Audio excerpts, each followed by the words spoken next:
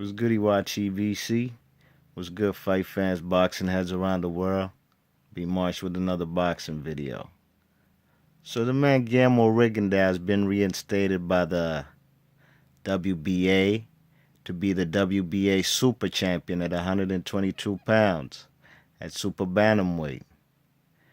And the man Guillermo Rigondeux was the WBA champion at super bantamweight, the super champion, but he got put as a champion in recess by the WBA due to inactivity. So now he's officially been named the WBA super champion, and I think that's good. I'm happy he's back as the WBA super champion, and it was a damn shame how they stripped him. The WBA and the WBO had stripped him of his titles, and they left him strapless with no titles. You know what I'm saying?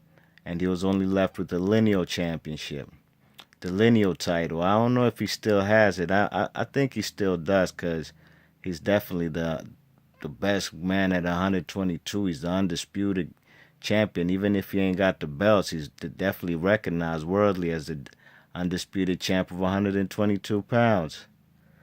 So the WBA said that the man Guillermo Rigondeux has to face Jamie McDonald or Jazza Dickens, and the winner of that fight gets to fight against the WBA interim champion, who is fighting against, his name is Moses Flores. He's a Mexican, and he's a WBA interim champion, and he's supposed to be fighting in June against a Namibian named Paulos Bolos or something. I'm not too familiar with the guy, you know what I'm saying?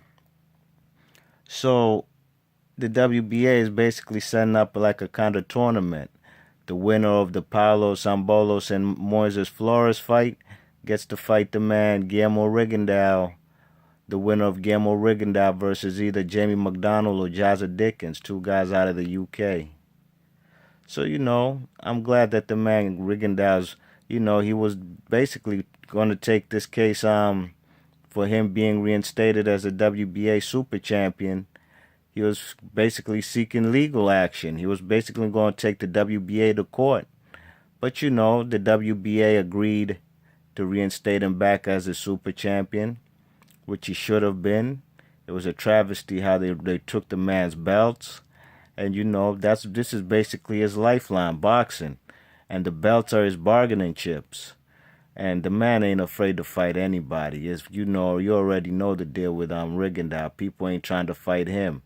You know what I'm saying? So, I'm happy the man is back as a WBA super champion at 122 pounds. And we'll see how it goes with this tournament. And I got my money on Rigondeux beating everybody in that 122 division. Nonito Donaire has expressed that he wants to have a rematch with Rigondeux. That's what he says. Show and prove. Actions speak louder than words. Because, he's been fighting guys we've never heard of ever since he got that vacant WBO strap. That's really Rigondeux's. You know what I'm saying? He fought some Mexican guy. I can't remember the guy's name. But the guy really, the fight was a tough fight. Nonito dropped him early, but the dude came back. And he was giving Nonito Donaire hell. You know what I'm saying? He gave Nonito Donaire a beating. That fight was closer than a lot of people thought it was. You know what I'm saying? So, Nonito Donaire, his best bet is just to fight the man Rigondeux again, or just vacate that strap, because it's really Rigondeux's. And, basically I want to see more big fights for Rigondeux. You know what I'm saying? He beat Nonito Donaire, and he beat Agbeko. Those are guys who are former world champs.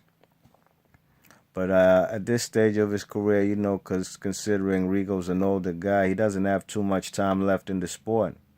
You know what I'm saying? And he, even now, if it has to means, if he has to take fights, if he has to step up or go down, he has to do what he has to do right now to make sure he stays on that pound for pound list and stays relevant in the sport. the myth about him being boring is ridiculous to me. You know, they go out, people they say that after that fight with Agbeko, nobody was saying no need to. I'm sorry, Rigondeaux was boring. You know what I'm saying? Ever since that fight with Agbeko, that was basically the propaganda that the media was spreading. But if you know anything about boxing, the man Agbeko wasn't doing anything. He wasn't taking the fight to Rigondeaux. He had his hands in his pockets. He was scared. He was gun shy. He wasn't throwing nothing. You know what I'm saying? You check it. It's basically like the Manny Pacquiao Mayweather fight. You know what I'm saying? If anybody said it was boring, they should put that blame on Pacquiao. Pacquiao should have took the fight to Mayweather. You know what I'm saying? He should have fought the boxer. You know what I mean? Look at that jab that this man Rigondeaux got Donaire with. Look at that. That's just a jab. Got the man face rattling. You know what I'm saying? Ain't nothing boring about Rigondeaux. Go watch that fight against that Amagashi guy or whatever is that tall Japanese dude.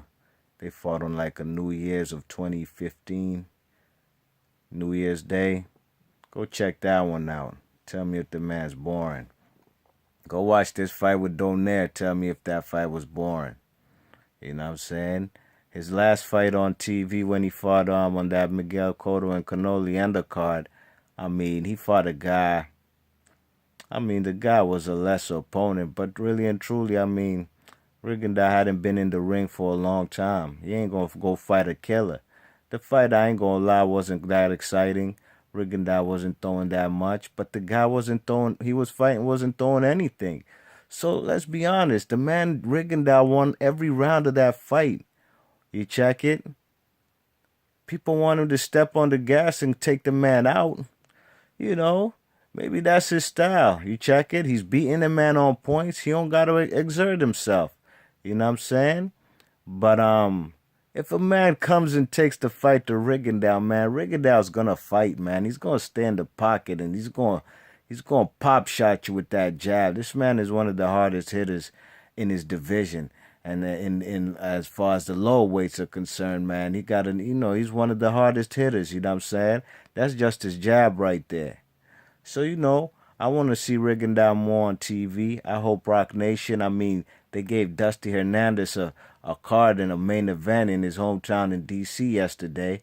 That was cool, But Rigondeaux maybe should have been on that undercard or something, Whatever, we got to see the man Rigondeaux on TV more, man, But we had seen every fight of Rigondeaux on TV from when he was a pro. When he turned pro. His very first fight was on Friday Night Fights on ESPN. He was always on ESPN. Then he went on to HBO, and he's even had one fight here and there, maybe in Mexico or something. But the man Guillermo Rigondeux is a guy who now's the time, man. Get that WBA Super Champion title again.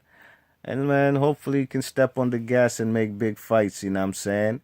And if he has to go up or go down, I'd like to see him fight Chocolatito or Anui, the guy out of Japan, you know what I'm saying? The champion at super flyweight, you know what I mean? There's a lot of guys in them divisions, so we'll see. Guillermo Rigondeux reinstated as WBA Super Champion, and I'm glad, and hopefully he can get a chance to clean up all the belts. Maybe he should even step up and go fight guys like Santa Cruz and these guys at 126. Show him he can still beat them. Alright, y'all, that's my video.